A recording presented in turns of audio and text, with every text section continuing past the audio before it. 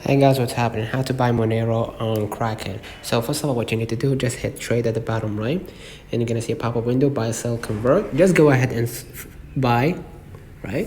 And then what you're gonna do, just enter the short name of Monero XMR, right?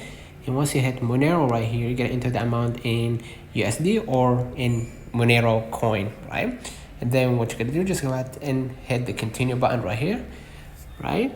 And of course, let me go back right here and emphasize that you can buy with your USD bounce, or instead you can use, of course, Tether, Apple Pay, or debit card or credit card, right? Hit continue right here, right?